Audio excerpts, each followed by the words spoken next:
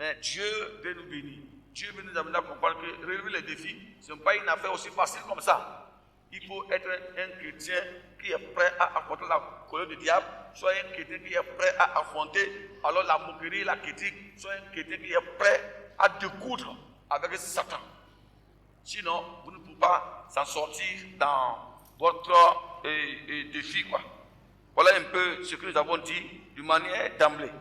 Alors ce soir, nous allons continuer alors sur le même thème, sur la suite. Ce que tu dois savoir si tu veux relever les défis de Dieu qui sont dans ta vie. Comme je l'avais dit la fois dernière, les défis de Dieu sont des missions que le Seigneur t'a données à accomplir, derrière laquelle Dieu veut faire éclore ta destinée. Il veut éclore ta gloire. Quand il va poser ta là, quand il va arriver à relever ces défis-là, derrière ça là, le Seigneur change ta vie. Voilà ce qui veut dire le défi de Dieu dans notre vie. Amen. Donc, qu'est-ce que tu dois savoir et si tu veux relever les défis de Dieu dans ta vie? Nous lisons le psaume 118, le verset 17. Psaume 118, le verset 17. Oui.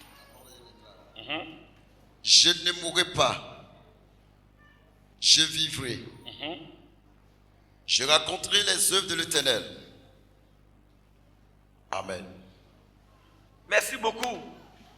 Voilà le psaume 117 qui parle d'un personnage qui veut relever le défi et qui a su comprendre les conditions qu'il devait remplir pour relever donc le défi de Dieu.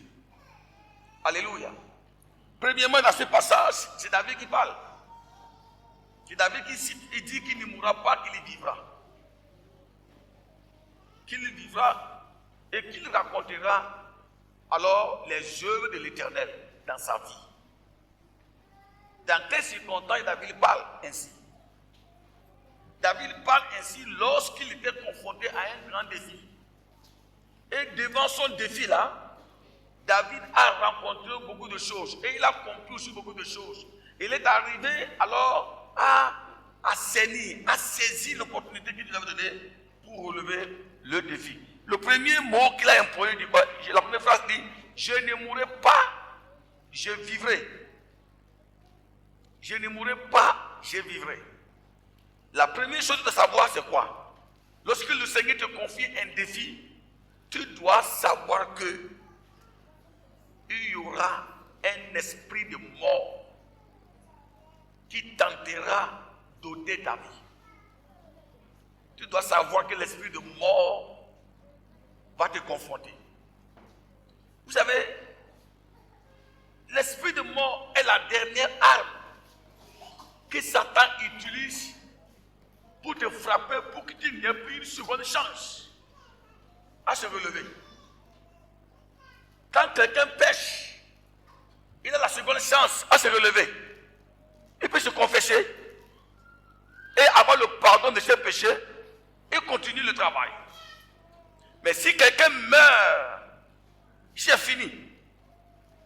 Si tu meurs, c'est fini.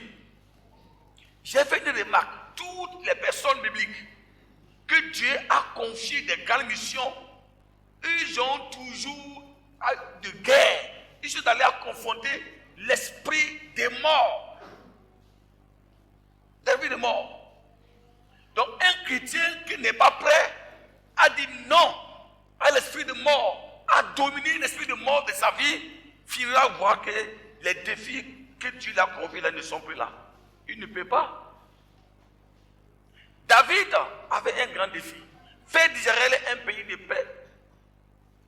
Faire d'Israël une nation prospère. Amener tout le peuple de Dieu à se tourner vers le Seigneur. Briller. Et y avoir des succès partout où il passe. Regarde combien de fois il a été menacé de mort. Premièrement, pendant qu'il jouait la guitare, la Bible dit un esprit mauvais transporta le cœur de Saül en pleine nuit. Il prit la flèche, la lance, en voulant crucifier David contre la paroi. Mais David a vaincu cela. Il a échappé l'esprit de mort. Deuxième cas, pendant que David est à la maison avec sa femme Michal, Shaül, le temps un piège, il dit à sa fille, informe-moi la position de ton mari pour qu'on puisse le décapiter la tête. Heureusement, Michal aimait David. Il veut sortir David par la fenêtre. Ils sont venus manquer David au lit. Ça fait la troisième fois que le diable a tenté de tuer David à travers Saül. David a pris fuite. Et ce n'est pas fini. David a été poursuivi par Saül qui était derrière lui avec 3000 soldats. Arrivé à Cyclate, Saül l'a poursuivi jusqu'à la caverne d'Adullam. Il a poursuivi David jusqu'au point où il a entouré. Il ne savait plus où aller. Il n'avait aucun secours sur lui.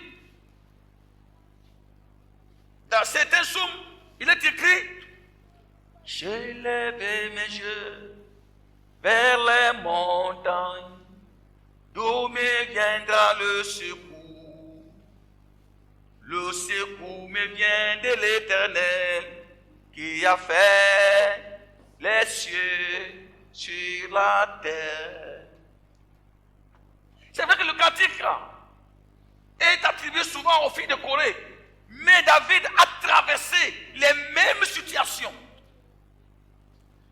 Les mêmes situations. Il ne sait où aller. Saül et son armée l'ont entouré pour le tuer. Il a levé les yeux vers les hommes, vers les montagnes, aucun secours. Il a tous les regards vers le Seigneur pour avoir la vie, la grâce. Mon frère et ma soeur, nous devons comprendre cela, c'est la vérité. Celui qui veut relever les défis de sa vie, qui ignore le plan du diable dans sa vie de le tuer, se trompe largement. Il y a un esprit de mort qui combat contre tout cela qui veut relever les défis de Dieu. C'est pourquoi David a dit: je ne mourrai pas, je vivrai et je raconterai les œuvres de l'Éternel. La mort est une arme satanique, une arme puissante, une arme qui ne vous permet pas même d'avoir un temps de solution. Elle frappe. Elle frappe. C'est pourquoi nous devons savoir que ce n'est pas toutes les morts qui viennent de Dieu. Il y a des morts qui viennent du diable, des morts qui viennent de Dieu. Mais ici, la mort devant laquelle David est une mort qui vient du diable. Ce n'est pas une mort qui vient de Dieu. C'est pourquoi il dit: je ne mourrai pas, je vivrai et je raconterai les yeux de l'Éternel. Mon frère, ma soeur, le diable ne veut pas que tu relèves les défis. Il veut que tu meurs devant ton défi. Il veut que tu meurs devant la montagne qui va faire éclore ta gloire. Il veut que tu meurs devant des défis qui vont te faire révéler. Satan veut que tu meurs devant ces défis-là. C'est ça. Peut-être, si c'est l'année prochaine, tu seras promu dans ton lieu de service. Le diable est capable de te détruire pour que tu ne sois pas relevé. Parce que dans ta famille, c'est interdit que tu paies de promotion. Donc, avant que tu ne sois promu, Satan organise quelque chose et on te tue. Même un seul vélo peut te tuer. Tu peux tomber sur ton vélo et mourir. C'est ça. Tu peux tomber sur un vélo pour mourir. Tu peux être assis dans ta maison, dans ta chambre à coucher. Quelqu'un peut dévier avec son titan, venir rentrer dedans. Quand c'est un esprit qui te suit là, on peut te suivre, te tuer dans ton salon. C'est ça. Même dans ton salon, on a vu le véhicule venir rentrer dans la boutique des gens pour les tuer. Vous savez pourquoi? C'est un esprit. poursuit. Tu ne connais pas, peu importe là où tu vas partir, va te suivre. C'est pourquoi apprenons à dire non à Satan. Je ne mourrai pas. Je vivrai. Il dit, je vivrai et je raconterai. Ce n'est pas les morts qui témoignent les bébés de Dieu. Ce n'est pas les cadavres qui témoignent ce qu'il Dieu a fait. Celui qui est mort, sa mission est terminée. Celui qui est mort se repose. Il n'a plus de mission. Il n'a plus de défis à relever. C'est pourquoi prends soin de ta vie. Lorsque vous êtes devant les défis et vous entendez des voix qui chuchotent dans votre cœur en disant tu vas mourir, tu vas mourir, tu vas mourir. Il faut dire non à Satan. Je ne suis pas là pour mourir. Je suis né pour une mission. Je suis né pour accomplir le plan de Dieu. Et j'ai fait une remarque. Le diable nous parle de la mort lorsque nous sommes en face d'un fait qui attire la gloire de Dieu. Un exemple donné, quelqu'un qui veut se marier, qui rencontre sa femme ou son homme qui l'aime tellement, il y a l'amour dans le foyer. Tu peux t'assis, tu entends une voix dire, tel que mon mari m'aime trop là. Et si je m'aime laisser maintenant, qu'est-ce que je vais devenir? Oui, tel que mon mari m'aime là, s'il m'aime me laisser là, qu'est-ce que je vais devenir? Ça, la passion elle vient d'où? Elle vient d'où? De Dieu? Je ne crois pas. Elle vient d'où? Et pourquoi c'est en ce moment arrivé? Pourquoi c'est en ce moment-là la pensée est arrivée? C'est une pensée diabolique qui est en train de chercher une place dans ton cœur. Il cherche une place dans ton cœur. Il cherche, c'est comme un oiseau qui cherche à faire un nid dans ton cœur. Donc lorsque la pensée revient, elle revient vraiment de façon répétitive, pas fini, tu l'acceptes. Tu dis, je sens que mon mari va mourir, me laisse. Je sens que je vais devenir veuve. Au lieu de prendre au sérieux pour dire non à cela, tu t'amuses avec ça quoi. Tu dors, tu dis que ton mari est mort. Le lendemain, tu bois la danse seulement. Tu prends la bouille, tu bois et tu manges, c'est fini. Dieu va faire. Tu rêves que tu es veuve. Tu rêves que ton mari est en train de se remarier. Le lendemain, là, tu te lèves en même temps. Je suis pressé, je vais au service. Je suis pressé, je vais au service. En même temps, tu vas, tu m'entends le lien quelque part. Tu oublies. Mais, qu'est-ce que tu veux dire faire pour toi? Toi aussi. Hein? Tu rêves que toi-même là, ton mari se remarie. Ça veut dire que si tu rêves que ton mari se remarie, ça veut dire que c'est toi qui veux mourir, le laisser. Dieu te parle. Dieu te montre cela. Pour dire que, hey madame, il y a un esprit de mort qui te guette, qui cherche une place. Dieu te montre, il ignore ça. Oh non, Dieu, il est omniscient. Il est omniscient, il est omnipotent, il connaît tout. Mon frère, tu vas mourir. Tu vas mourir, on va t'enterrer. Arrive au ciel, Dieu va te dire que ce n'était pas ton temps. C'est pourquoi il t'avertissait, mais quand il t'a averti, là, tu as ignoré. C'est arrivé, ce n'est pas moi qui t'a tué. Tu as compris, non? Tu m'as rejoint avant ton temps. Donc, vous avez constaté que la pensée de la mort nous visite chaque fois que nous sommes en face d'un défi ou bien nous sommes dans une joie, dans une paix quelconque. Tel que j'aime ma fiancée là. Hey! Est-ce que Dieu me permettra à me marier avec elle sans mourir? Sans mourir. Hein? Tel que Dieu m'utilise là. Est-ce que je peux vivre longtemps dans ce ministère? Mon garçon que Dieu m'a donné là, j'en ai gardé là. Est-ce que, tel que je vois le bon là, est-ce que je peux voir son mariage? Est-ce qu'un jour, je ne mourrai pas le laisser? D'où viennent ces pensées-là? Hein? Beaucoup de personnes sont oppressées, mais ils ne savent pas. Elles ne savent pas qu'ils sont oppressés par des pensées de la mort, par l'esprit de la mort, et ils ignorent ça. Et ça, quand ça devient de trop, Satan opère. Et il atteint sa cible. La cible. Vous voyez, c'est pour cela que ce soir, je vais te dire que Dieu a un plan pour ta vie. Dieu a un plan pour ta vie. Il ne faut pas accepter que cet esprit trouve les places dans votre cœur. Plus tu tolères le diable, il continue de t'oppresser. Et tu pars. Non, l'épée là, le couteau là, j'ai envie de poigner mon ventre. Et tu t'amuses avec ça. Tu t'amuses avec ça. Tu t'amuses avec ça. Ou bien tu as une fille, un matin elle se lève, j'ai envie de mourir. Avec amusement quoi. Ça là, il faut l'arrêter. Prends la chicote. Le chicoter. Pour qu'il ne prenne pas 10 choses comme ça dans sa bouche. C'est une confession. C'est une déclaration.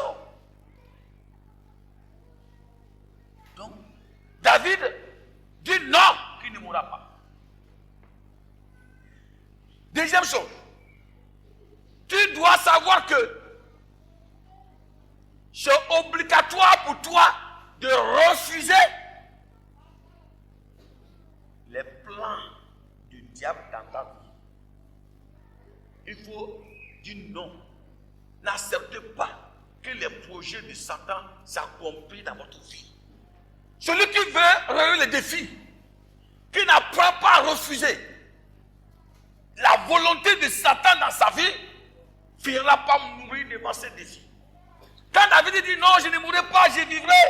Et pas de quoi? Il est en train de dire, je n'accepte pas que la volonté de Satan s'accomplisse dans ma vie. Le diable voulait que David meure. Il veut que David meure. Et mourir pour David était le plan du diable, le plan de Satan. Chacun de nous là, Satan a un plan contre votre vie. Si le diable n'a aucun plan contre ta vie, c'est que tu es foutu. Tu n'as rien. Tu n'as rien. Les relevés des défis sont des gens derrière qui il y a toujours des complots de Satan. Non, je ne mourrai pas. Je refuse. Je rejette le plan du diable. Je rejette les complots de Satan dans ma vie. Je n'accepterai pas. Je refuse cela. Ça n'arrivera pas. Ça ne marchera pas dans ma vie. Apprenez à dire non. Quand vous lisez dans 1 Samuel, le chapitre 17, on voit que dans le dialogue entre David et Goliath, il y a eu ces choses-là. Il y a eu ces choses qui sont passées. David, c'est d'abord Goliath, jette un défi à David. Et il dit qu'il va tuer David. Mais David dit non. David dit non. Quand vous lisez 1 Samuel 17. 1 Samuel 17, Oui. le verset 45 d'abord, lisez. Le verset 45. Lisez au verset 43, allez-y. Au verset 43. 43. La parole déclare. Écoutez bien. Le Philistin dit à David, Le Philistin dit à David, suis un chien pour que tu viennes à moi je suis un chien pour que tu viennes avec moi avec des bâtons. avec des bâtons. Et après l'avoir maudit par ses dieux, Vous voyez, après l'avoir maudit, il a maudit d'abord. Par les dieux d'abord. Par des filles, il a maudit d'abord. Après l'avoir maudit par ses dieux, il ajouta, il va maintenant ajouter. viens vers moi Viens vers moi. et je donnerai ta chair aux oiseaux du ciel Je vais donner ta chair aujourd'hui des cieux. et aux bêtes des champs. Hein? David dit aux Philistins, Mais David a refusé le plan de Saül. Oui, d'abord, David a refusé le plan de Goliath. Goliath dit mon plan. Hein? D'abord, je te maudis, je te tue et je te donne ton corps aux oiseaux du ciel et aux bêtes des champs. Et David a dit non. Je refuse ce que tu as dit là. Ça ne m'arrivera pas. Ça ne s'accomplira. alors il dit, David dit, tu marches contre moi avec l'épée, tu marches contre moi avec l'épée, la lance et le javelot, la lance et le javelot. et moi je marche contre toi au nom de l'Éternel des Mais armées. moi je marche contre toi au nom de l'Éternel. du Dieu de l'armée d'Israël le Dieu de l'armée d'Israël que tu as insulté. que tu as insulté. Aujourd'hui, Aujourd'hui, l'Éternel te livrera entre le mes mains. Seigneur va te livrer entre mes mains. Je t'abattrai Je t'abattrai. et je te couperai la Je vais tête. te couper la tête. Aujourd'hui, je donnerai les cadavres du champ des Philistins Je vais donner ton cadavre alors aux jojo, aux animaux sauvages. aux oiseaux du ciel Hein? et aux animaux de la terre. Hein? Et toute la terre Toute la terre. saura qu'Israël a un Dieu. Vous voyez, voilà comment un chrétien, comment celui qui veut le devoir doit réagir. David ne s'est pas laissé intimider par les propos de Saül. Ne laissez pas les paroles sataniques vous contrôler. Ne laissez pas les paroles diaboliques vous contrôler. Quand Satan parle, c'est pour que sa parole nous contrôle. C'est pour que sa parole nous maîtrise. C'est tout ça. Si nous sommes maîtrisés par la parole du diable, alors il va maintenant accomplir. David a dit non. David a dit non au propos de Goliath. Il a ajouté que c'est lui qui va le tuer, il va couper sa tête. Tout ce que David a dit de sa bouche là, c'est ce qu'il a fait. Ce qu'il a dit de sa bouche, c'est ce qu'il a fait. Il a tué, il a coupé la tête, et c'est ce qu'il a fait. La parole précède la victoire. Il faut refuser. Il a dit qu'il ne mourra pas, et il n'est pas mort. Il n'est pas mort. Donc, ne donnez pas accès au diable dans votre vie. Quand il y a des défis devant vous, il y aura toujours ces attaques. Il faut apprendre à dire non à la volonté de Satan dans votre vie. Apprendre à dire non au plan de Dieu. Il y a des gens qui ignorent tout. Quoi. Pour eux, là, tout est rien. Tout est nul. Il n'a rien, c'est rien. C'est grave. Il met tout sur le dos de Dieu. Non, Dieu m'aime. Dieu m'aime. Je prie haut. Je ne prie pas haut. Son amour me protégera. Mon frère. Pour eux, la vie chrétienne est une vie passive. Une vie dans laquelle il n'y a pas action. Eh? Dieu t'aime. L'amour de Dieu est défini par la passivité. Hein? Le salut n'est pas gratuit. Hein? Il faut l'obtenir par la foi. Il faut croire. Il faut un pas vers Dieu. C'est la foi aussi.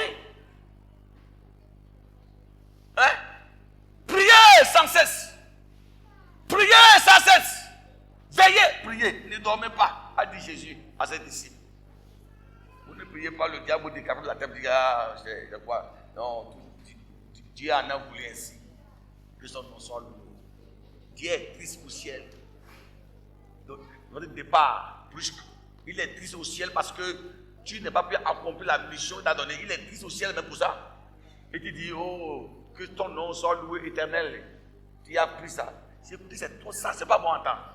Dieu est mécontent le fait que tu n'as pas pu accomplir ta mission. Et dit, oui, non, c'est lui qui a voulu.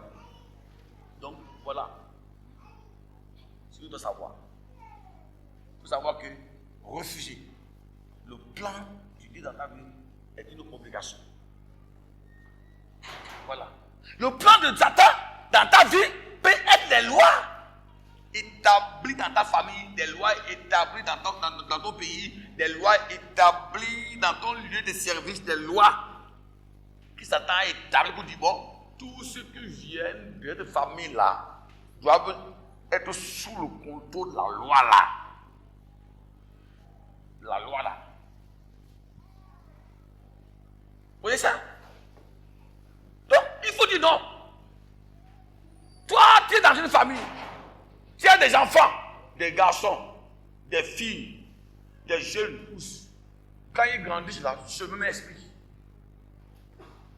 Celui qui était sérieux au début là, quand il est enfant, il aimait le Seigneur, à l'âge de 14 ans, 15 ans, il devient un cas. Il devient un cas. C'est fini. L'autre vient là, À l'âge de 16 ans, il devient un cas. Quand on regarde tes enfants, garçons comme filles là, on ne voit pas parmi eux là, celui-là qui craint Dieu, qui a la soif de Dieu, quoi. Un enfant où tu n'as pas dit, tu ne te gênes même pas, quoi. Qui est attaché à l'Éternel. Tous les enfants, c'est la même chose. Pour que quelqu'un ait la soif de Dieu, marchant dans la fidélité, marchant dans la crainte de Dieu, en voulant honorer son père et sa mère dans la dignité là. Rien. Il n'y a pas. Il n'y a pas. Maintenant, alors que toi-même là, papa et maman là, tu n'as même pas fait ça. Toi, maman, tu es fidèle. C'est là que parfois, certains parents ne comprennent pas. Ils disent, oh, j'ai fait quoi à Dieu? J'ai fait quoi à Dieu? Pour juste se marier. C'est pas une affaire de j'ai fait quoi à Dieu. J'ai fait quoi à Dieu? C'est qu'il y a un esprit là. Tu n'es pas arrivé à le contrôler. À le contrôler. Il faut dire non.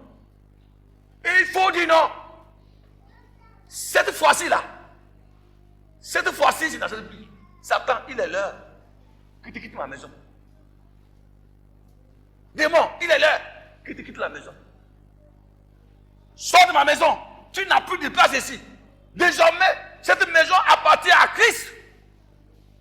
Sors de ma maison.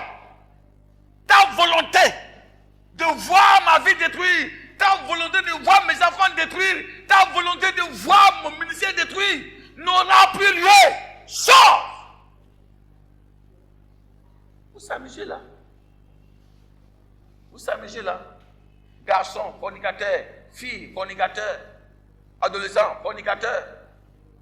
Pendant que d'autres enfants sont concentrés sur la parole de Dieu, en train de pleurer, ça veut dire Dieu, la distraction. Rien.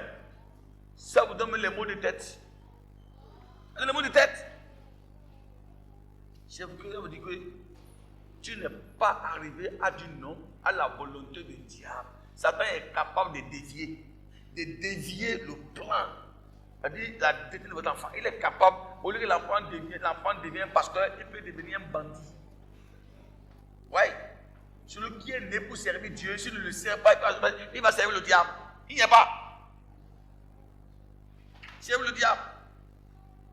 C'est ça la vérité. Tu as un enfant qui n'a pas peur de honner son père et sa mère. Il n'est pas peur de honner son père et sa mère. Il n'est pas peur de mépriser son père et sa mère. Il va au dehors, il ouvre son cesse. Pour les hommes au dehors, ça ne me dit rien. Peut-être il va faire ça, mais il envoie de l'argent. Il va faire ça, on lui donne 50 000, il envoie 20 000. Il dit, maman, prends 10 000, dis mamie à qui de donner ça. Et tu prends, tu bouffes. Comment toi, tu vas mourir. Tente de consommer la saleté. Vous voyez ça? C'est ça. C'est ça. Il va aller prendre 50 000 francs. Il t'envoie 10 000 francs. Dis mamie à qui de donner ça. 10 000 francs. Et tu prends, tu bouffes. Sans s'en rendre compte que tu es en train de manger la honte. C'est que c'est la volonté de Satan dans ta vie. La fille là, elle était née pour être quelque chose. Le fils là, il était pour être quelque chose. Mais Satan a dit, je vais dévier ça. Au lieu qu'il devienne comme ça, je l'amène à devenir comme ça, Mais tu n'es pas conscient de cela. Apprenez à dire non, comme David. Apprenez à dire non, Satan. Toi, c'est trop. Toi, c'est trop. Ça ne va plus se répéter dans ma famille. Je refuse cela. Je refuse. Toi, c'est trop. Cette triste nouvelle, cette honte ne va plus se répéter. Je dis non. Parce que tu n'es pas devenu chrétien pour accepter tout. Tu n'es pas devenu enfant de Dieu pour accepter les projets de Satan se réaliser dans ta vie. Tu es devenu chrétien pour dire non. Pour dire non au projet de Satan dans ta famille, dans ton foyer, dans ton église. Ça là, moi, je refuse ça. Je suis devenu enfant de Dieu pour changer les données. Ne savez pas cela. Pourquoi vous accusez Dieu pour rien? Quel est le combat que vous menez? Quel est le combat que vous menez? On vous dit oui, j'ai tout parlé fatigué. Ce n'est pas une affaire de conseiller fatigué. Ce n'est pas une affaire de parler fatigué. Ce n'est pas ça le problème. Le problème, ce n'est pas là. C'est une affaire de combat. C'est une affaire de démonstration de force. Une affaire de dire non, Seigneur, ça ne marchera pas. Dans ma vie, je refuse cela. Il n'y a rien qui est facile dans la vie là. Il y a certaines puissances maléfiques. Si vous n'arrivez pas à les dominer, vous ne pouvez pas rentrer dans votre destinée. Je vous ai dit ici une fois, mon histoire. J'ai dit dans ma famille là, j'ai fait une remarque que il y a toujours quelqu'un qui sort d'une génération qui meurt célibataire. Moi j'aime toutes les histoires et je suis tout ma poids des vieux de ma famille au milieu du tout. Mais eux disent seulement, mais ils ne savent pas ce qu'elle a. Ils ne savent pas ce qu'elle a. J'ai connu 3 personnes comme ça. Ils sont des beaux gars géants. Ils sont pas à l'aventure. Ils sont morts célibataires. Le petit frère de mon gars, papa, il est mort célibataire. Il est mort célibataire. Et il serait le 5e fils. Il est mort célibataire. Le Benjamin de mon papa, c'est-à-dire même père, même mère, il est mort célibataire. Il était aussi en 5e position. Il est mort célibataire. Moi aussi là, c'était mon tour de mourir célibataire. Ça, j'ai vu ça. Quand j'ai cherché ma femme, comme ça, je prie, mais les choses ne sont pas été faciles comme ça. La nuit, il est venu vers moi. Moi, je ne le connais même pas. Il est mort au Ghana. Je n'ai jamais vu mon oncle direct. Il est mort, un géant comme ça. Il est mort au Ghana. La nuit, je l'ai vu. Il dit, l'enfant, c'est mon petit nom, il appelle. Tu me veux quoi? Tu veux te marier? Tu me connais? J'ai dit non. Je suis le petit frère de ton papa. Quand je suis mort là, c'est toi qui as laissé le manteau là. Il dit, maintenant, à qui on va laisser le manteau là? Il me parle dans ma langue locale. À qui on va... Et tu veux te marier? Il t'interdit ça. C'est toi qui vas garder le manteau là. Quand tu vas mourir, on saura qui remettre le manteau là. Voilà ce qu'il m'a dit. Ça, ce n'est pas une affaire psychologique. Si quelqu'un dit que tu n'as pas grandi dans le combat spirituel, il ne faut pas dire, pas t'asseoir sur ta natte, après tu vas manger le nyam pilé, tu vas dire, il faut le laisser, j'ai une affaire psychologique. Ça fait ton problème. Moi, je ne connaissais pas mon oncle, je n'avais aucune idée, qu'il y avait ça. Non, il est venu, m'a vu, il dit, tu veux te marier, à qui on veut laisser le manteau là? Quand je suis mort, c'est toi qui as donné ça. Et je suis quoi, le 5e fils de mon père? Voilà ce qu'il m'a dit. L'année où j'ai continué mes couches. Le jour que ma femme m'a dit oui là. La nuit là, il y a eu la guerre. Il est venu avec le pilon. Comme pile là. Il dit qu'il est venu pour me casser la tête. Que je dois têtu. Il m'a dit que c'est moi qui serais désormais le gardien de ce manteau là. Et quand il m'a dit ça, c'est pas que je continuais à me marier. Il a pris le pilon pour taper ma tête. On a lutté, lui et moi. On a lutté. Jusqu'à ce que personne n'a terrassé l'autre. J'ai transpiré. Personne n'a terrassé l'autre. Jusqu'à ce que je me suis réveillé. Quand je j'ai appelé mon grand frère, le pasteur Daniel, je lui ai dit ça. Il dit, cette affaire est sérieuse. Cette affaire, elle est sérieuse. Il dit qu'il a eu un rêve. Que je suis mort sans être marié. C'est maintenant qu'il comprend ce que ça veut dire. Malgré moi je suis pasteur. Malgré je suis pasteur. Le diable, Satan n'a pas eu peur de mon titre. Il n'a pas eu peur de mon titre. Il m'a su dire que je dois suivre la loi là. La loi là. Satan s'en fout de votre titre pastoral. Il s'en fout de votre baptême d'eau. Ça ne dit rien. Mais il faut accomplir la loi là.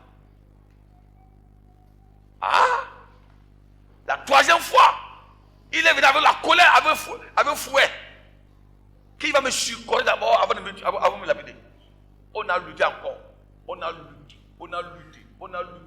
lutté. C'était terrible. On avait marqué nul encore. Le lendemain, j'ai appelé mon papa. Il a dit, c'est qui ce nom-là? Le son, il me dit non. Il dit, ah, je suis ton petit frère. Le vieux m'a expliqué ce qui se passe dans la maison. La même nuit, que le monsieur, le vieux m'a parlé, la nuit, je n'ai pas dormi. Il dit, en bon, donc il est allé te renseigner. C'est les vieux pour me combattre. Tu es petit.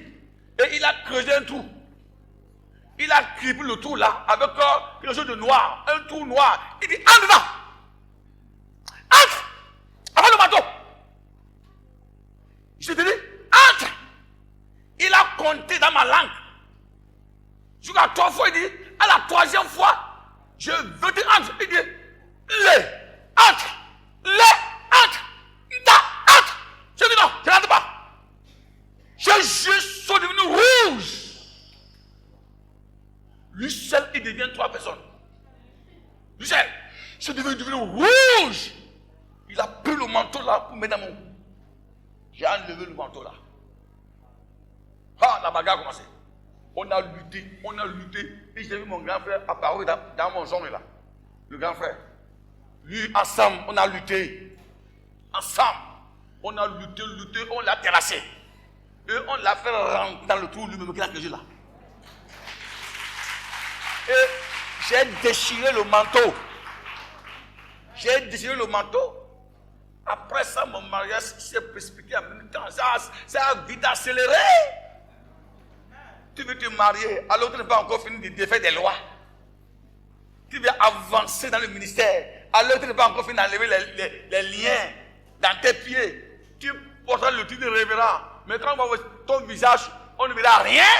On ne verra même pas que c'est l'image de révérend. Rien là. Quand on va voir ton visage, on verra que toutes les douleurs de ce monde sur ta tête. Quand vous le voyez, le visage montre qu'il porte toutes les douleurs de ce monde. Rien. Madame pasteur, tu la vois là, rien, il n'a rien que toutes les douleurs sur sa tête. On peut te mettre n'importe où, on peut te nommer, on peut te donner les places les plus élevées. Quand on va voir ton visage, on dirait que tu as passé ton séjour sur un manguier poussiéré. Rien. J'ai vaincu le diable. Et j'ai célébré mon mariage. Donc, ici là, si je n'avais plus conscience, pour dire non à la volonté de Satan, je mourrais célibataire. Ils vont dire, wow, le génie m'a dit qu'il y en a des. Oh, j'ai un génie aimé le Seigneur. Quand il a commencé à dire là, tout était chaud. Non, Dieu l'aimait. Mais comme Dieu savait, toutes choses, les bonnes choses ne durent pas.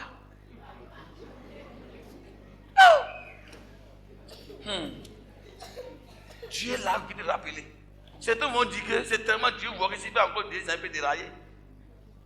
C'est pourquoi Dieu l'a envie de rappeler pour qu'il vienne auprès de lui. Oh, non, sinon, non, le jeune là, alors c'est le diable qui a accompli son travail dans ma vie. Et on a attribué ça à Dieu. Ne soyez pas des lâches. Ne soyez pas des lâches. Soyez des gens qui défèrent des lois sataniques. Soyez des chrétiens qui défèrent des lois démoniaques. Soyez des chrétiens qui combattent, qui annulent les décrets diaboliques. Voilà, Esther et Mardoché ont annulé les décrets d'Aman. Ils ont annulé les décrets là, s'ils ne priaient pas, le décret allait s'accomplir. Il allait tuer tous les juifs. Le plan de Satan, c'est de nous détruire avant l'accomplissement du plan de Dieu dans notre vie. De ce chrétien, c'est pour changer une chose, c'est pour défier le diable. Je ne mourrai pas, je vivrai et je raconterai le Dieu. La plupart de tes souffrances sont dues au fait que depuis que tu es devenu chrétien, tu n'es pas encore arrivé à vaincre les lois de ta famille. C'est pour des choses. Tu es baptisé, hein? Tu es baptisé. Bien, tu es chrétien sincère, mais tu n'es pas encore arrivé à vaincre les lois qui sont contre toi. C'est pourquoi malgré tu te fais d'efforts, tu n'es pas épanoui. tu souffres, tu n'es pas dans la paix. Parce que tu es chrétien, c'est vrai, mais un chrétien qui n'est pas encore victorieux. Un chrétien vaincu. Un chrétien qui n'est pas encore arrivé à dominer le pouvoir du diable. Où en es-tu avec des lois de ta famille? Où en es-tu avec des puissances de ta famille? Où en es-tu avec les projets de Satan dans ta vie? Où en es-tu avec ça? Tu domines, tu prospères ou tu échoues. Donc, si tu veux relever les défis de Dieu, je t'invite ce soir à apprendre à dire non à la volonté de Satan dans ta vie. Dis non à la volonté de Satan dans ta vie. L'église doit apprendre à dire non. L'église primitive a dit non à la mort d'Étienne. Non à la mort de Pierre. Elle a dit non à la mort de Pierre. Pierre ne mourra pas. Ils ont prié, ils ont annulé le projet de Satan, le projet d'Hérode contre Étienne et contre Pierre. Ils ont annulé ça. Après non, a dit non. Seigneur, tu m'appelles dans ce monde. Je reçurai les projets de Satan dans ma vie ne s'accompliront pas. Je lui dis non et je dis non. Oui, je vivrai longtemps. Je raconterai les œuvres de l'Éternel. Je brillerai, je reçurai. Seigneur, peu importe les voix qui s'entendent dans mes oreilles, peu importe les voix négatives, je les multiplie par zéro et je confesse de ma bouche sur ma langue, parce que la vie sur ma langue et le pouvoir sur ma langue. Je dis, je ne mourrai pas, je vivrai, je ferai la différence. Là où mes pères, mes mères, mes grands-parents sont tombés, moi, je n'y tomberai pas là, parce que tu m'as créé différent. Apprends à dire non. David a dit non à la mort sur la vieillesse. Voilà. Donc, et la seconde chose. Alléluia. Dieu t'aime. Et tu le sais. Tu le sais? Dieu t'aime et il veut que tu accomplisses. Troisième chose. Tu dois savoir que la vie que Dieu t'a donnée a un but. Tu n'es pas créé de haut au hasard. La vie que Dieu te donne a un but. Il y a un but. Tu n'es pas né de haut hasard. Tu n'es pas venu de haut hasard. C'est un but. La vie que Dieu te donne a un but. Il y a un but divin dans ta vie. C'est la vérité dit dans le psaume là. Il dit, je ne mourrai pas. Pourquoi il ne mourra pas? Où est le but là? Le but c'est quoi? Je raconterai les jours de l'Éternel. Je raconterai les jours de l'Éternel quoi? Est le but de sa vie, est le but de son existence. L'expression je raconterai les jours de l'Éternel est le but de son existence. David a été créé non seulement pour régner, mais pour raconter les grandes œuvres, pour témoigner les grandes œuvres de Dieu dans sa vie.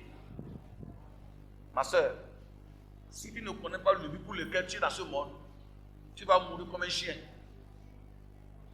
Celui qui ne connaît pas pourquoi il est dans ce monde, il va faire de sa vie ce qu'il veut. Il ne sait pas ce que tu es, pourquoi tu es là. Hein? Rien ne va t'empêcher à faire de ta vie ce que tu veux. Je refuse de faire ma vie ce que je veux parce que il y a un objectif. Il y a un but pour lequel Dieu m'a laissé vivre. À cause de ce but-là, je ne mènerai pas ma vie comme je veux. La plupart des gens qui mènent leur vie comme ils veulent, ils ne savent pas pourquoi ils sont dans ce monde. Le but de ton existence, le savoir du but de ton existence détermine ta vision, détermine ce que tu feras de ta vie. Tu ne sais pas pourquoi tu es là dans ce monde. Tu vas courir partout. Mais si tu sais que je suis né pour ceci, je suis né pour ceci, je mènerai une lutte, un comportement, un caractère qui me conduira jusqu'à l'aboutissement de l'objectif là. C'est ça. David est né pour témoigner. Dieu a fait de grandes choses dans la vie de David. Et Dieu lui a dit, tu sais pourquoi je t'ai délivré? Tu sais pourquoi je t'ai accordé la victoire? dans plusieurs combats. Il disait pourquoi il était fait échapper de plusieurs plans diaboliques. Il disait pourquoi? David dit non. C'est pour que tu témoignes. Donc le but de ton existence, c'est quoi? C'est le témoignage. Je ne mourrai pas. Je raconterai ce que Dieu a fait dans ma vie. Voilà pourquoi David ne s'amusait pas avec sa vie. Voilà pourquoi quand il tombe même là, il se lève vite. Voilà pourquoi il marche dans la sanctification. Parce qu'il sait pourquoi il est né. Il sait pourquoi il est là. Et quand Dieu appela Jérémie, c'est la même chose qu'il a dit. Il dit avant que ta maman ne te conçoive, David dit qu'il t'a mis comme prophète des nations. Mais ça ne se dit pas. Le prophète, ce n'est pas seulement dit toujours ainsi par l'Éternel que fait de vous un prophète. Non. Non. Beaucoup commettent erreur là. Pas malgré, je sais prêcher là. Et c'est ça qui confirme mon appel. Détrompez-vous. Ce n'est pas votre savoir prêcher qui détermine quoi? Votre appel.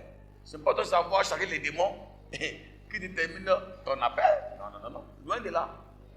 On peut faire toutes ces choses-là étant dans le zèle. Chasser les démons, c'est un don qui est accordé à tout le monde. Avait dit, tous ceux qui croiront à mon nom, quoi? Ils vont chasser les démons. Si tu crois, tu peux chasser les démons. Mais, c'est le caractère, le comportement que tu mènes qui détermine vraiment ton appel aussi. Ton caractère, ton comportement que tu vis, tu mènes. C'est ça qui détermine l'appel. Ce n'est pas le zèle. Saül était zélé, mais il a été engagé par le diable. Apprenez cela. Ça va ta vie là. Ça a un négatif. Ça a un but. Et le but là, je dois l'atteindre. Il dit à Jérémie encore, je t'ai crié pour déraciner ce qui doit être déraciné, pour couper ce qui doit être coupé, pour implanter ce qui doit être implanté. Voilà ta but. Pour cela, voilà ton but. Pour cela, je mets ma parole dans ta bouche. Lève-toi et parle. Voilà ton but. Pourquoi tu vis la terre? Hein? Pourquoi tu vis sur la terre? C'est ça, pourquoi tu es là. C'est pourquoi tu fais ce que tu veux. Et quand on fait ce qu'on veut, hein? Quand on fait ça avec n'importe quoi, c'est n'importe quoi qui te prendra aussi. Celui qui met ça de comme il veut là, ce n'est pas des grandes choses qui l'emportent. Vous comprenez? Ceux qui mènent les vies comme ils veulent, ce n'est pas des grandes maladies qui les emportent. Le diable n'a pas besoin de vous donner une grande attaque. C'est des choses banales. Des choses banales qui vous emportent pas. Des choses banales qui vous t'emporter. Là où les gens tombent, je relève là. Toi, si ça t'a heurté, tu vas mourir en même temps. Parce que maintenant, de compte dessus. Tu sais pourquoi tu es là sur la terre. Là, imagine le jour d'arriver. Et tu ne sais pas ce que tu veux faire dans ta vie. Dans cette journée-là. C'est ennuyé. Tu vas te promener un peu partout comme tu veux. Tu vas aller là-bas, et là-bas, là-bas. Tu ne sais pas pourquoi tu es là. Donc l'homme doit savoir pourquoi il est là. Quand tu sais pourquoi tu vis, alors tu alignes ta vie dans la volonté de Dieu. Je ne mourrai pas. Pourquoi? Parce que j'ai une mission. J'ai une mission que Dieu m'a donnée. Cette mission-là, je dois l'accomplir. Je ne mourrai pas parce que j'ai une mission dans ma famille, dans mon foyer, dans mon pays. Je dois accomplir cette mission-là dans mon pays. Tu es né dans un pays de guerre.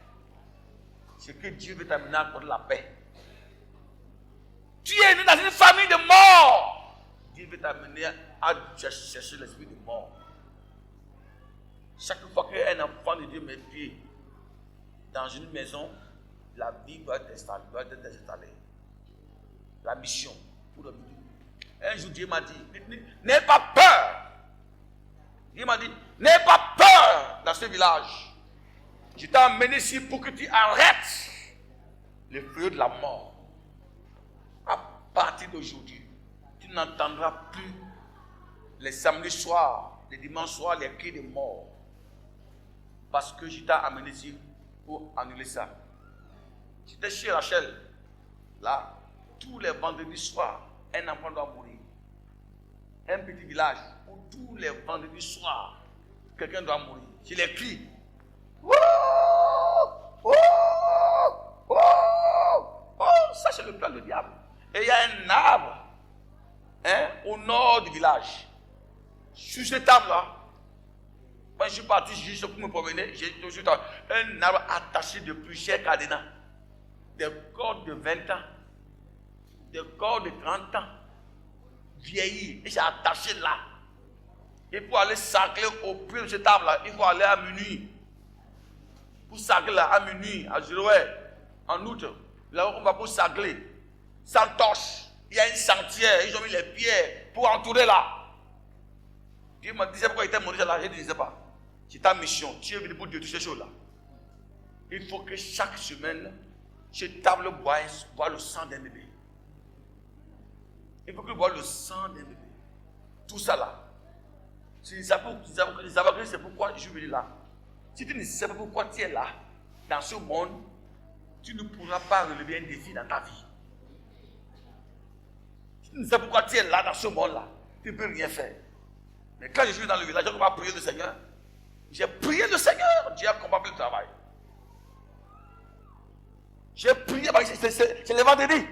Vendredi, samedi là. Les 2 jours, il doit y avoir quelqu'un, un enfant qui doit mourir. Il doit mourir.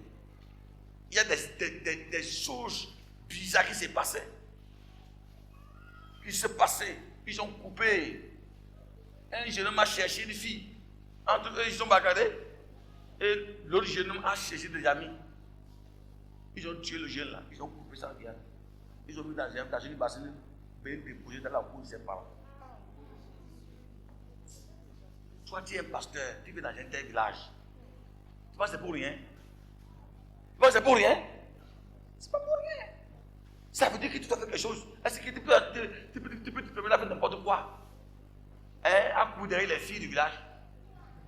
Ça veut dire que c'est pas ce que tu es venu faire. J'ai compris que je suis venu là pour accomplir une mission. Et la mission doit s'accomplir. Et quand quelqu'un vient là, il tombe. Quand quelqu'un vient là, quelle que soit sa fidélité, c'est qu'il tombe quoi? Dans le péché quoi. Quel que soit sa fidélité, il tombe dedans.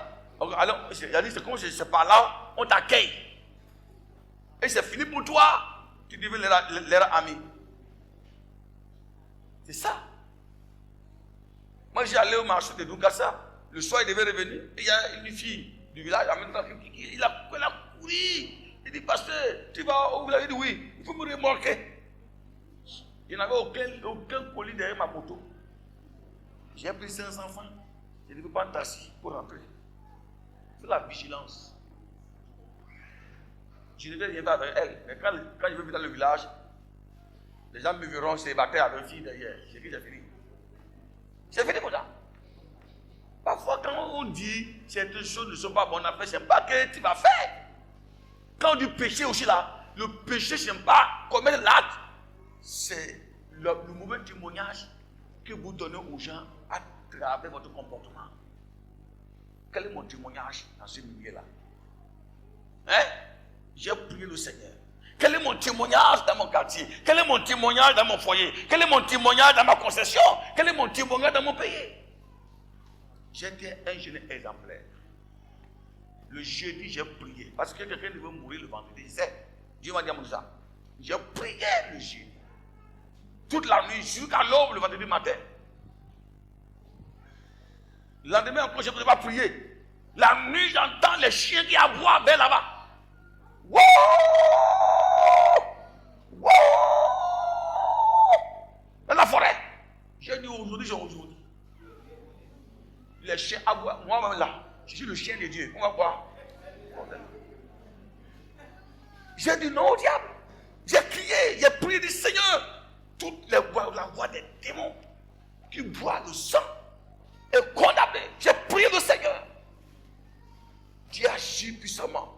Il agit avec force.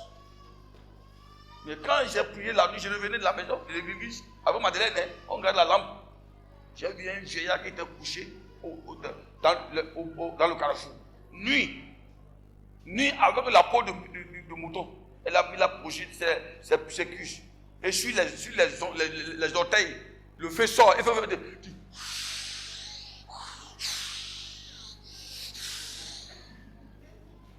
Et ils ne savaient pas qu'ils allaient passer par là.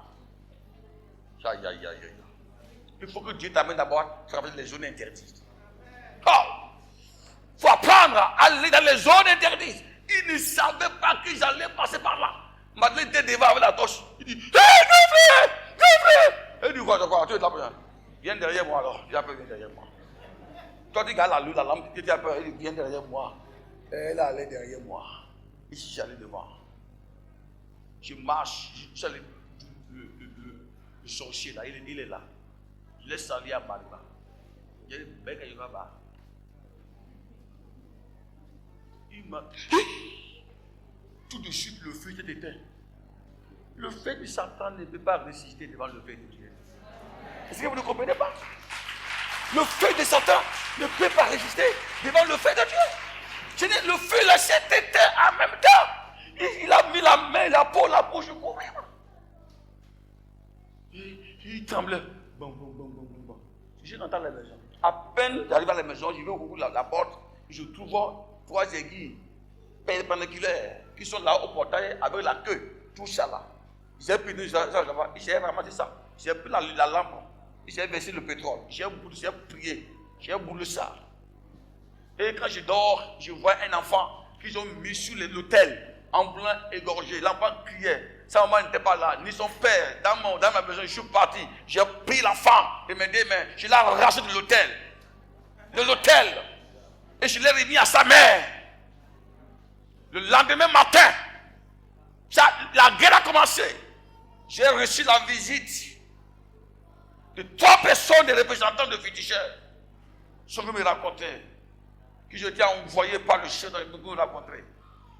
J'ai dit, c'est quoi? J'étais là, à côté du manguier, avec le pas de Rachel. J'étais là, où est le pasteur? Il dit, c'est moi.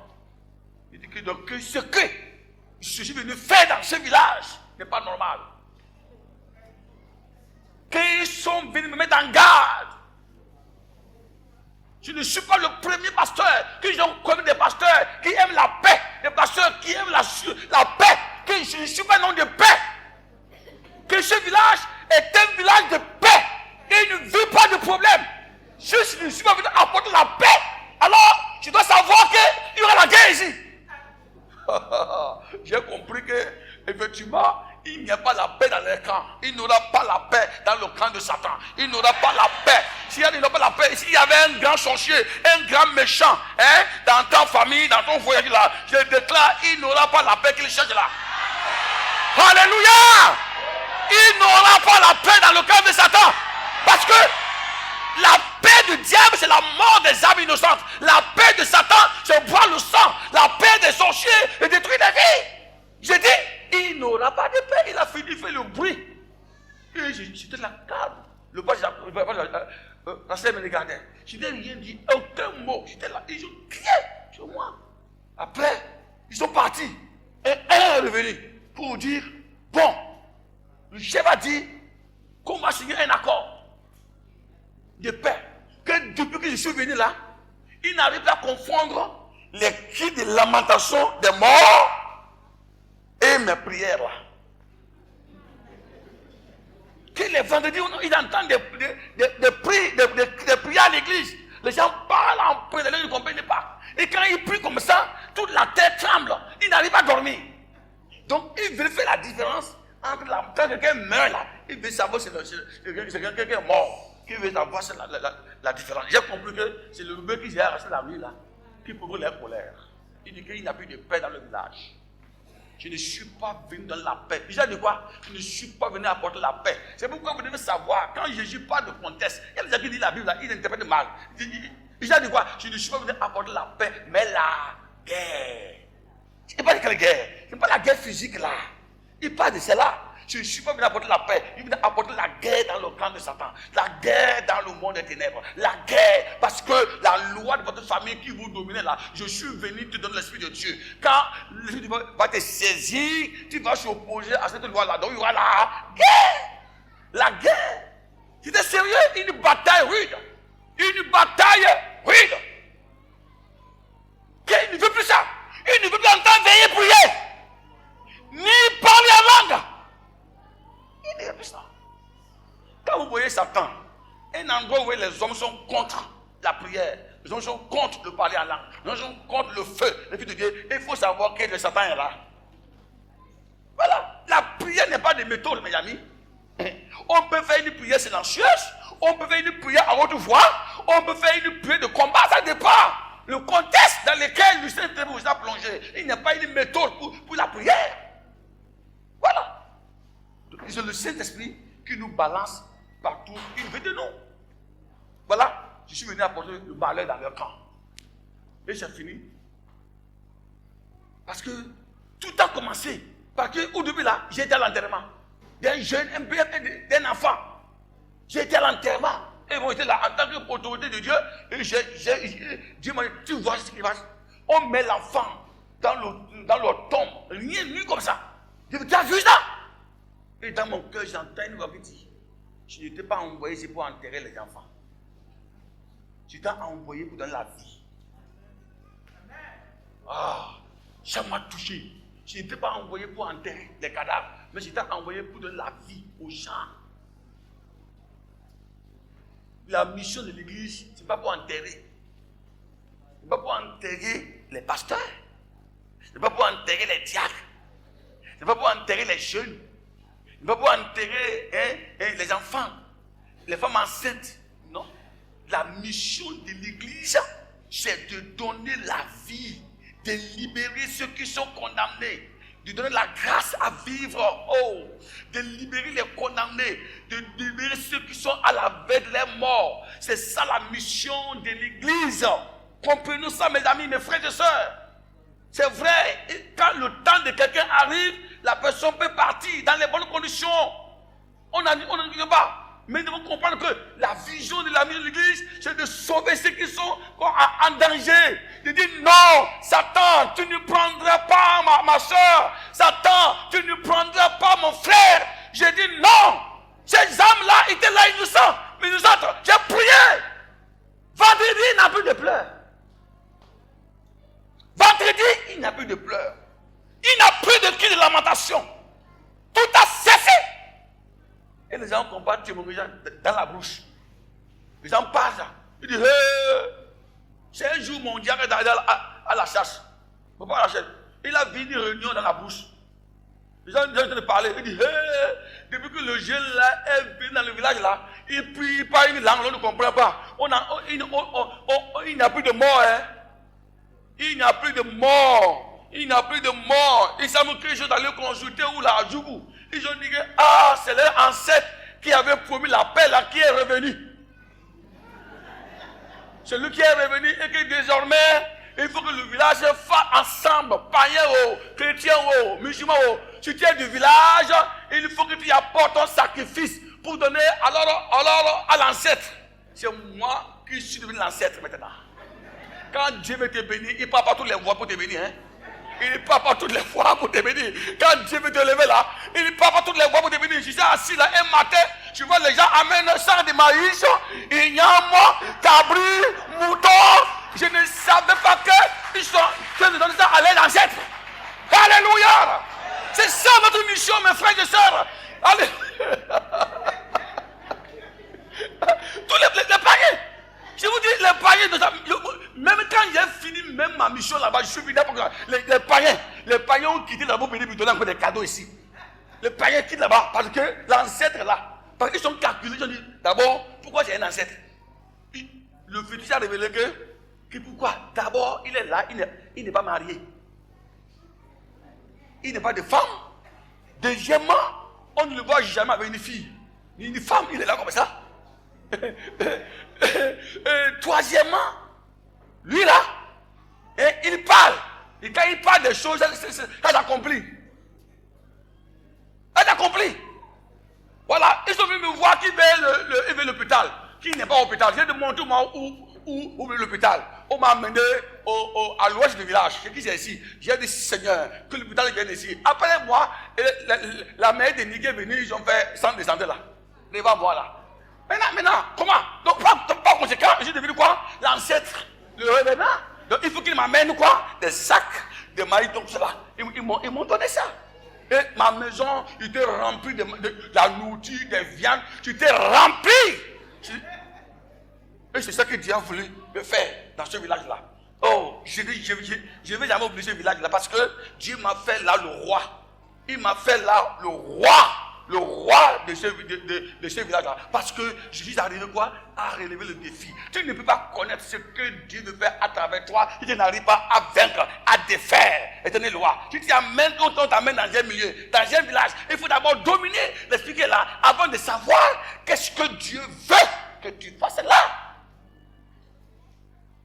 C'est pourquoi, mes frères et sœurs, il faut savoir cela. Relever le défi, ce n'est pas facile. Comprendre que tu n'es pas né de au hasard. Comprends cela. Ça va t'aider à réussir. Ça va t'aider à briller. Ça va t'aider à prospérer. Cela est très important. Un jour, j'étais à l'Abembergue. Pour visiter quelqu'un, on a quitté sur la. On allait sur la. À Gamia. Voilà. Donc, on est arrivé on a passé par pour saluer le frère de Briga. Quand on est venu, j'ai rencontré un vieillard qui a couru. Il a sur la moto, il a couru. Il est venu auprès de moi. Il m'a salué, il a dit c'est qui? Et il m'a donné 5 000 francs. Il dit c'est qui? Il dit toi tu ne me connais pas. Il dit il est de. Mais ça peut. Il a rencontré son revenant.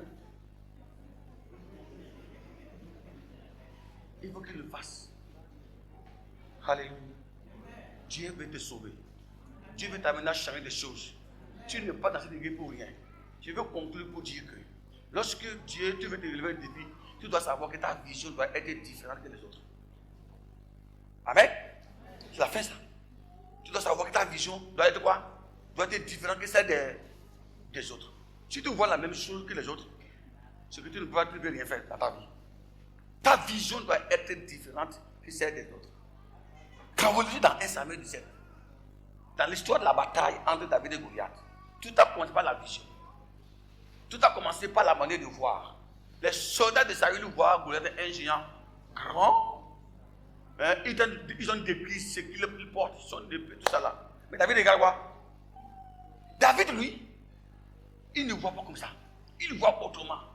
Il voit Goliath un incirconcis. Goliath un incirconcis. Quelqu'un qui a insulté Dieu. Il considère Goliath comme un chien. Pendant que les soldats de Saül donnent les louanges à Goliath, quand il combat, David voit un grand. David voit quoi? Goliath n'a rien devant lui. Ta victoire, la manière dont tu vas relever le défi dépend de ce que tu vois devant toi. Que tu vois devant toi. Selon toi, qui est Goliath? Un géant imbattable? Une forteresse imbattable? Ou bien, qui est Goliath devant toi? David voit Goliath comme un homme qui va abattre, couper la tête, jeter, dominer. Pendant que les Saül voient Goliath un homme grand, et on lui donne des éloges. Que tu vois? Ce que tu vois va déterminer ton avenir. Quand tu regardes ta famille, qu'est-ce que tu vois dans ta famille? Tu te vois petite ou petit, ou bien tu te vois au-dessus. Qu'est-ce que tu vois dans ta vie? Quand tu te regardes toi-même là, tu vois en toi un esprit de célibataire ou bien un esprit de mariage. Quand tu vois dans ta vie, tu vois l'échec ou la victoire. Quand tu vois devant toi, tu vois les orgueils, le tombeau ou bien la vie. Que tu vois devant toi. Tu peux porter des tenues sales et voir en toi en tenue propre. Ce que tu vois dans ta tête est différent que les yeux voient. Les gens peuvent te voir, te mépriser, mais en toi, là, la conviction là, de ce que tu vas devenir peut être autre chose. C'est pourquoi vous devez avoir des bons yeux. Des bons yeux. Ils ont des yeux qui voient seulement des montagnes. Des yeux qui voient seulement des impossibilités. Ayez des yeux qui voient ce qui est possible. Des yeux qui voient les montagnes comme des petites choses. Comprenez ça? Vous n'êtes pas n'importe qui. Comprenez ça? Quand les gens vous méprisent, mais après qu'ils sachent que l'homme là, on le méprise, mais il est le contraire de ce que nous pensons de lui. Que tu vois, qui es-tu? Que tu vois de toi-même? Qui suis-je moi-même? David savait qui il était. Il savait qu'il était un homme de Dieu. Il savait que Dieu était avec lui. Il savait qu'il pouvait battre Goliath. Il savait que David était un incirconcis. Toi là, quand tu vois Satan devant toi, quand tu vois les montagnes devant toi, c'est quoi? C'est la mort ou bien la vie? Il y a des chrétiens, quand ils rencontrent des situations, c'est fini. Il va la mort devant eux, c'est terminé. Ils confessent. Ce que tu vois va déterminer ce que tu confesses de ta bouche. Je répète, ce que tu vois, c'est ça qui détermine ta confession. Autrement dit, ce que tu vas confesser de ta bouche va déterminer ce que tu vois. Le Goliath, il est grand. Ils ont vu Goliath grand et ils confessent qu'il est grand. Mais David voit Goliath petit, un incirconcis, il dit qu'il va le battre. C'est ça, mes amis. Voyez autrement. Dans votre génération, il faut apprendre à faire la différence. À voir ce que tu ne vois pas. Si tu vois ce que tout le monde voit, tu seras au même niveau que tout le monde. Je l'ai dit le dimanche passé aux jeunes. Vous devez savoir faire la différence. Dans votre génération là, tout le monde voit quoi? Tout le monde voit quoi? Mais qu'est-ce que tu vois? Oh, je suis dans une famille pauvre, une famille malheureuse, dans un pays pauvre, dans un pays dur, dans un pays ici, dans un pays ici. Tous les jours, tu ne fais que confesser. Tu vois quoi? Un enfant de Dieu doit faire la différence. David est venu tomber au milieu des gens qui confessaient le négatif. Il n'y a personne. Pendant 40 jours. Pendant 40 jours, aucun soldat n'a bougé pour aller vers Goliath. Pendant 40 jours de confession de Goliath. Oh, Goliath est grand. Il est géant. Oh, regardez le poids de ses chaussures. Regardez sa main. Oh, regardez comment il est. Oh, l'homme là, c'est un homme vraiment. C'est le fils d'un homme. Oh, tout le monde a les mains croisées.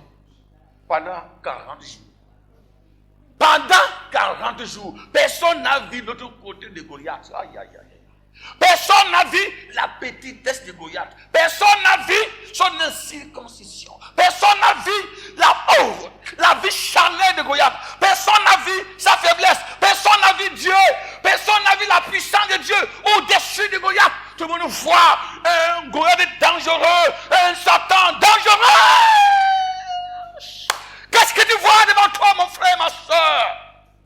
Ce que tu vois déterminera ton échec ou ta victoire.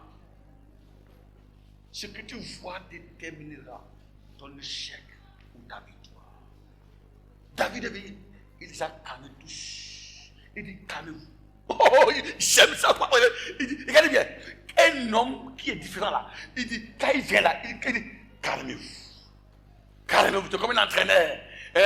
Son équipe a encaissé un but. Pendant les joueurs, il vient dire, hey, calmez-vous. Calmez-vous. Écoutez, calmez-vous. Oubliez ce but-là. Oubliez ce but-là. Oubliez ce but-là. Allez, vous pouvez gagner. Vous pouvez égaliser et aggraver même. Je vous le dis, calmez-vous. Il y avait un match de la Liverpool et Chelsea. Il en est déjà en 2004. Aïe, aïe, aïe, aïe, aïe. Chelsea a marqué Liverpool pendant 3 buts à 0. Il restait 5 minutes pour la faire. L'entraîneur veut dire, calmez-vous. Posez le jeu, posez-vous. Oubliez les 3 buts là. Vous pouvez gagner et emporter la coupe, la finale. Les champions disent, il dit, posez-vous, calmez-vous. Pas calmez-vous. Il a travaillé, il dit, calmez-vous. Ne voyez pas l'échec. Ne voyez pas la défaite. Ne voyez pas l'écart qui est là. Non, voyez la victoire. Et il a fait les remaniements. En même temps, ils ont égalisé. Ça fait 3 buts à 1. Encore, ils ont encore égalisé 3 buts à 2. Ça restait maintenant la dernière minute. La dernière, il y a un coup franc. Un coup franc qui va déterminer tout. Un coup franc. Ils ont choisi quelqu'un. Quelqu'un qui va tirer sans rater. Le dernier coup franc, c'est la vie de tout le monde. Hein. Tout le monde est contre sur toi. Tout le monde compte sur toi. C'est ça qui s'est passé quoi. Tout le monde a dit, tu es échoué. Tout le monde compte sur toi. Compte sur toi. Le poids du pays. Tout le monde compte sur toi. Si tout le monde va vous de toi, il a porté la vie de tout un peuple. Il est parti. Il ne regarde même pas le gardien quoi. Il fait comme il ne voyait rien quoi. Le gardien saute comme ça. Il est calme. Il est calme, il ne dérangeait même pas. Le gardien n'a pas su quand est-ce que le coup va rentrer. Et ça fait 3-3. Ils sont allés en prolongation. Match nul. En prolongation. Ils sont allés au tir de but. Et Liverpool a gagné. Qu'est-ce que tu vois devant toi, mon frère? La mort et la vie. L'échec. Ou bien la recette. Donc ton avenir dépend de ce que tu vois. Si tu veux relever le défi, il faut savoir bien voir la chose. David dit, calmez-vous. Calmez-vous. Il dit encore que personne ne se décourage. Aïe, aïe, aïe. Oh! C'est miraculeux. Un petit. Il dit que personne ne se décourage. Que personne ne se décourage. Et Eliab a dit, tais-toi malin. Malin. Rentre au village. David dit, j'ai fait quoi? David n'a pas perdu le temps avec Eliab. Si vous dites David n'a pas perdu le temps avec Eliab. En même temps, il a vu que Eliab n'était pas dans sa vision. Il s'est détourné de lui. Il est allé vers des soldats qui peuvent le pousser à aller à la guerre. Détournez-vous des gens qui ne sont pas dans votre vision. Détournez-vous des gens qui ne sont pas dans votre vision, des gens qui sont là, qui ne croient pas en vous, qui sont prêts à vous combattre, à vous dénigrer. Détournez-vous d'eux. Ne perdez pas de temps avec eux, sinon tu vas échouer. Même si tu fais du bien, ils vont voir que tu as fait du mal. Allez vers des gens qui vont t'encourager, des gens qui vont te pousser à aller à la bataille, des gens qui vont te pousser à le défi. Il est allé voir les soldats. Il dit oui, tu peux gagner. Et David allait vers le soldat, le roi Saül. Il dit, papa, mon Seigneur, calme-toi, que personne ne se décourage. Je dis à l'onction ne t'amène pas à mépriser loin de Dieu. Malgré David était confiant, il savait qu'il était capable. Il allait vers Saül, il dit, mon Seigneur, ne te décourage pas. Ton serviteur, il a se battre contre lui. Permettez-moi d'aller me battre contre lui. Saül dit, tu ne peux pas. Tu n'es qu'un gamin. Il dit, non, je peux. Je peux. Je vais te partager une histoire qui est mon expérience. Je ne vais pas aller là-bas parce que je crois en Dieu, mais je vais aller là-bas parce que j'ai une expérience avec le Seigneur. Faites la différence entre l'expérience avec Dieu et la foi en Dieu. David dit, quand je tombe au pâturage, quand un lion vient pour arrêter mes bébés, je me lève, je vais, je le frappe, je l'arrache. Ça, on appelle ça l'expérience avec le Seigneur. Il y a des gens qui ont cru en Jésus, qui viennent à l'église, mais qui n'ont jamais fait une expérience avec Dieu. Si tu n'as pas fait une expérience avec le Seigneur, ton langage devant les Hébreux sera différent. Ta manière de raisonner sera différente. Ta manière de penser sera différente. Mais celui qui a expérimenté, Dieu dans sa vie, il parle, c'est l'ensemble de la différente. Il dit, le Seigneur qui m'a délivré, qui m'a secouru de la griffe de lion, il cherche avec moi. Et je vais battre si tu es circoncis, qui a insulté le nom de l'Éternel. Saül dit, va, et que le Seigneur soit avec toi. Quelle que soit la faiblesse de ton père spirituel, tu as besoin de sa bénédiction avant de partir. C'est vrai que Saül avait peur d'aller. Hein? Il dit quoi? Mon fils, va, et que le Seigneur soit avec toi. Saül a béni David avant qu'il n'aille à la guerre. Quand vous lisez la Bible là, arrêtez-vous. Ne dites pas, oh, arrêtez-vous. Arrêtez-vous. Il dit, va et que le Seigneur soit avec toi. Je ne peux pas aller, mais va et que le Seigneur soit avec toi. La bénédiction de ton Père spirituel est importante. David était plus loin que Saül. Il avait l'onction que Saül. Il avait la puissance que Saül. Dieu avait déjà retiré son onction de David sur lui, pour Saül. Mais pourtant, David avait besoin de la bénédiction de son Père. Qui va le dire, va. Va. C'est comme Élie, sacrificateur, qu'avec qui Dieu ne parlait plus. Anna gêné, prié, fatigué. Il a fallu Élie qui va le dire, madame, lève-toi, va manger et boire. Que le Seigneur t'accorde ce que tu as demandé à lui. Soyez humble, hein? Soyez humble, hein? C'est la sagesse de Dieu. Quand Saül a béni David, David a pris la bénédiction maintenant. Saül dit maintenant, prends mes armes. David a essayé, c'est lourd. Prenez des armes que Dieu vous a confiées et de les armes que les hommes vous ont confiées. Si vous voulez le défi, ne prenez pas des armes que les hommes vous ont confiées. Prenez les armes que Dieu vous a confiées. L'arme que Dieu t'a confiée va t'amener à vaincre. Mais les armes que les hommes vous donnent vont t'amener à échouer. Ne cherchez pas des armes charnelles auprès des hommes. Cherchez les armes spirituelles. Il a dit, j'irai avec l'arme à laquelle je suis habitué. Il est parti seul dans la vallée de l'homme de la mort. Face à face, aucun soldat ne s'est approché de David pour le secourir. Pour être au moins derrière lui, aucun soldat, ni Saül, ni Abner, ni les capitaines, ni les généraux, ni les colonels, personne n'est resté derrière David, au moins pour dire, on ne sait jamais, pour le protéger. Il était seul. La seule personne qui était derrière David, c'est l'Éternel, le chef de l'armée d'Israël. C'est lui qui était derrière David. Même si les gens t'abandonnent, si tout le monde t'abandonne devant ton défi, ne recule pas en arrière. Le Seigneur est avec toi. Même si tu ne sens pas la présence d'un homme, de ton père, de ta mère, de qui que ce soit derrière toi, je n'aime pas le signe qui montre que Dieu t'a abandonné. Reste, le chef de l'armée d'Israël est avec toi. David s'en va. David s'en va. Une guerre qui va déterminer son avenir. Une bataille qui va déterminer ce qui va devenir. Une bataille qui va déterminer son échec ou sa victoire. Une bataille qui va déterminer son élévation ou bien son humiliation. Une bataille qui va déterminer la nature de son étoile.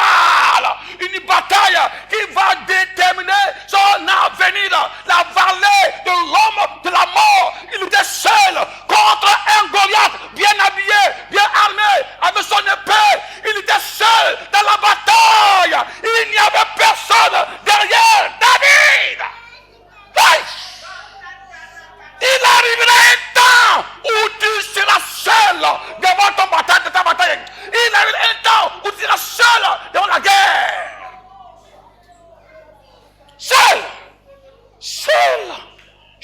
dans la vallée de l'homme de la mort. Personne n'était derrière lui. Personne n'était derrière lui. Personne. S'il devait mourir, c'est qu'il a pris le risque, il est mort. Selon les hommes. Alléluia. Il était là. Personne n'a même demandé, il est d'où? David, ses enfants de qui? Personne n'a demandé ni sa provenance. Rien.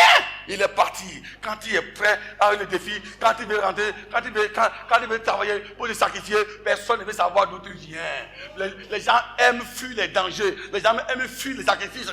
Mais personne ne veut aller sacrifier. Mais quand il y a le résultat, tout le monde veut parler. Quand il y a le résultat, il y a la haine. Quand il y a le résultat, il y a la jalousie. Quand il y a le résultat, il y a la jalousie. Mais quand il y a le sacrifice, personne n'est prêt à se sacrifier avec toi. David part seul. Il part seul. Aucun soldat ne l'a accompagné. Il n'avait aucune expérience. La seule expérience que David avait, c'est l'expérience de la puissance de Dieu dans sa vie. L'expérience de Dieu dans ta vie. Mon frère, quelle expérience as-tu dans ta vie? Peut-être tu as eu l'expérience du monde, l'expérience familiale, mais toutes ces choses-là, c'est inutile. L'expérience la plus importante, c'est l'expérience de la puissance de Dieu dans votre vie. David part seul, corps à corps, l'épée avec la lance. C'est pas comparable. L'épée avec la lance. David n'était pas protégé par des choses physiques, mais Goliath était protégé, tout en fer. Mais David était libre. La bataille a commencé. Un jeune homme avec un champion du monde. Le champion du monde. La taille de Goliath était le symbole de la taille de David. La taille de Goliath était l'image de ce que la grandeur de ce que David va devenir. Là, tout a commencé là, dans l'amusement. Tout a commencé dans l'amusement. Jusqu'au point où Goliath était tellement embêté. Il dit, mais l'enfant là, il me prend pour qui? Il vient devant moi avec des cailloux. Il me dit, quel caillou peut pénétrer dans mon cœur? D'abord, il s'est fâché. Il s'est fâché contre la réaction de David contre lui. David dit qu'il était un incirconcis. Un incirconcis, quelqu'un qui n'est pas habité par l'Esprit de Dieu, qui va le tuer, lui couper la tête. Les propos de David l'ont choqué. David dit, le monde entier saura qu'il y a là un Dieu. Aïe, maman. La victoire, le combat que tu as de mener, c'est un combat à travers lequel le monde entier saura que tu es un vrai Dieu. Tu es un vrai Dieu. Je parle à quelqu'un ce soir. Le combat que tu as de mener, le combat que tu mènes, là, est un combat à travers lequel le monde entier saura que tu es un vrai Dieu. La victoire dans ce combat va attirer le monde entier vers toi. C'est la vérité, ma soeur. C'est pourquoi il ne faut pas perdre le courage. Continue pas de se battre, pas combattre. David va, il tourne la faute. David n'est pas calculé. Il n'a pas calculé. Quand vous êtes devant la bataille, ne calculez pas. David n'est pas calculé comment il va faire pour lancer. Comment la pierre va aller toucher la tête là où c'est libre. David n'a pas regardé les calculs, mais il a regardé quoi? Ce que la puissance de Dieu peut faire. Si c'est nous les hommes, on va dire quoi? Comment je vais faire pour le fixer? Et il a porté un casque de fer. Les yeux sont fermés. Comment je peux faire pour ça? Et lancer, la pierre va aller. David n'a pas calculé. Quand vous êtes devant les défis de Dieu dans votre vie, cessez de faire des calculs humains. Ne faites pas des calculs. Laissez ce que Dieu veut dans votre vie. C'est manifesté dans votre vie. David a lancé. Il a lancé. Le Saint-Esprit a pris le contrôle de la pierre. La pierre va sur la direction. Goliath tourne. La pierre tourne. Il va à gauche, la pierre va à gauche. Écoutez bien. Quand Dieu accompagne votre flèche, aucun ennemi ne peut l'échapper.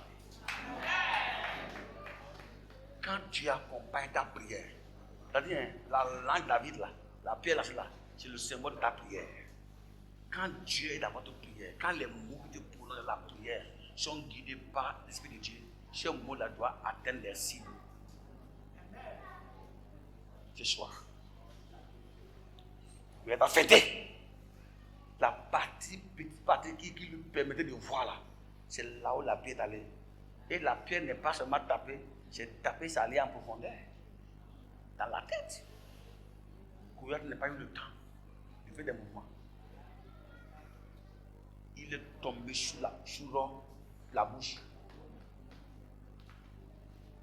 Un vrai soldat, comment il tombe? Le dos. Pour dire que je préfère que l'ennemi blesse ma poitrine et non mon derrière. Mon derrière est en train de fuir. Dieu pour émuler Goliath. Goliath est tombé sur le ventre. Bon, sur la bouche. Une chute d'humiliation. Il n'a pas pu échapper la cible. Il n'a pu échapper la flèche. Ceux qui étaient derrière Goliath, quand ils ont vu qu'il est tombé, ils ont pu fuir. David vient. Il saute sur Goliath. Il enlève l'épée de Goliath.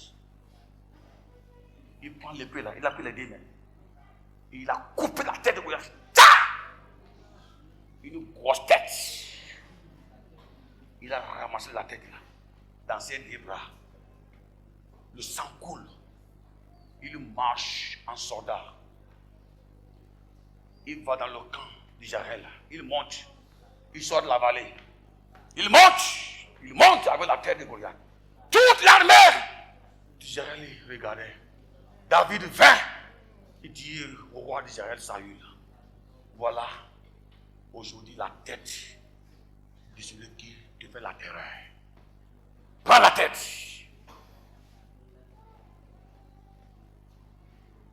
Saül a eu peur. Il dit à Abner, c'est l'enfant de qui? C'est l'enfant de qui? Écoutez très bien.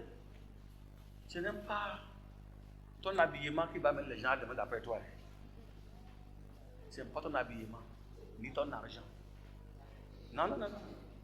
Ce n'est pas le luxe. Beaucoup pensent qu'ils vont demander après eux.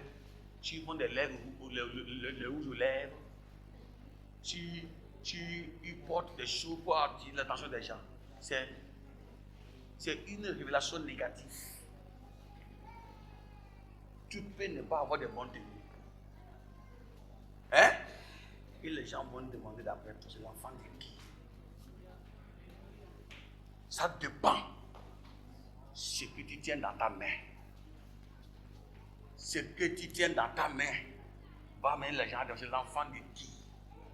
L'espoir que tu as eu va amener les gens à dire c'est l'enfant de qui? Ta victoire va amener c'est l'enfant de qui? C'est la femme de qui? Il est de quelle église? Le pasteur là, il est de quelle dénomination? Oh! Oui! Ce que tu tiens dans la main, ta victoire, ton espoir, hein? Ta victoire va amener les gens. C'est l'enfant de qui? Il est de quel village? Quel village vient-il là? Les gens ne vont plus demander. Il est né quand? Sa taille, son diplôme, on ne va pas demander ça.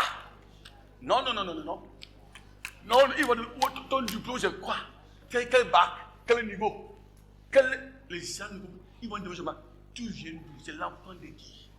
Ça dit, Abner, c'est l'enfant de qui? Abner va le dire, il sent qu'il vient de Bethléem. C'est l'éleveur, l'enfant d'un éleveur de Bethléem dans un village d'ici, sans que son père s'appelle Isaïe. Il semblerait qu'il a un grand frère dans l'armée qui s'appelle Eliab. Il s'appelle Eliab. Oh, c'est un petit berger. Il semble qu'il conduit les petits troupeaux de son père. Comment il s'est retrouvé ici? Il semble que c'est son père qui l'a envoyé avec une petite farine pour voir ses frères. C'est la question que Saül devait demander auparavant. Mais il n'a pas demandé auparavant parce que David n'était rien d'abord devant lui. Parce qu'il ne connaissait pas David. Il avait les yeux charnels.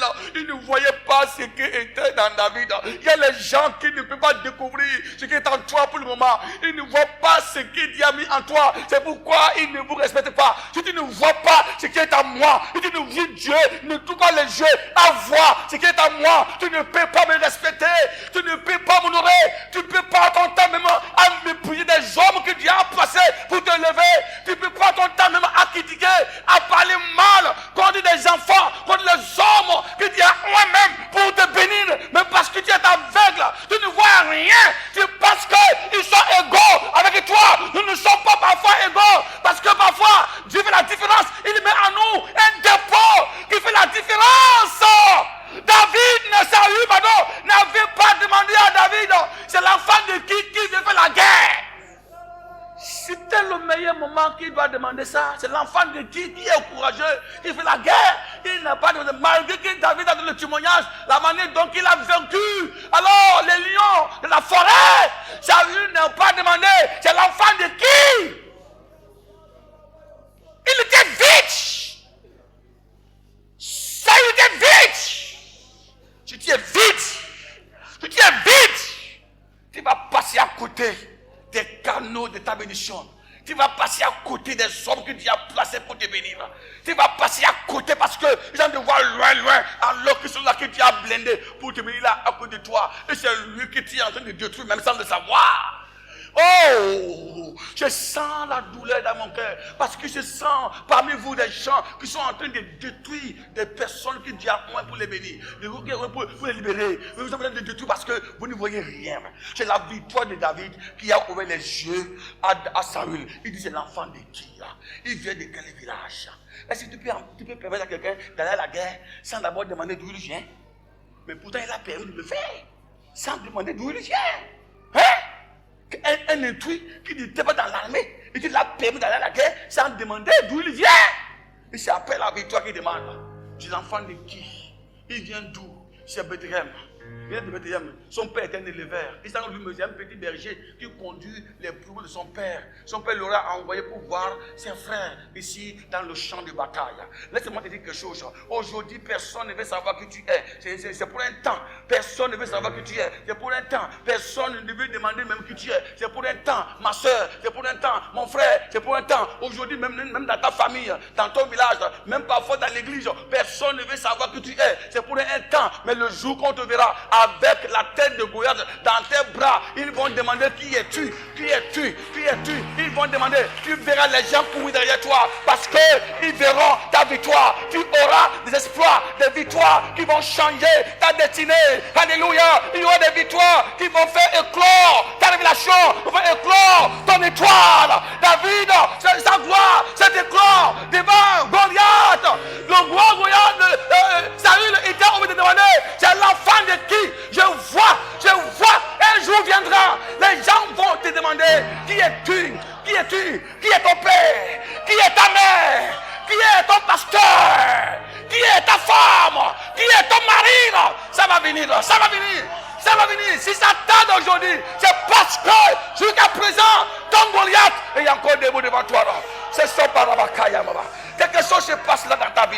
Ce soir, quelque chose se passe dans ta vie ce soir. La victoire est certaine. La victoire est certaine. Tu vaincras. Tu vaincras. Tu réussiras. Tu avanceras.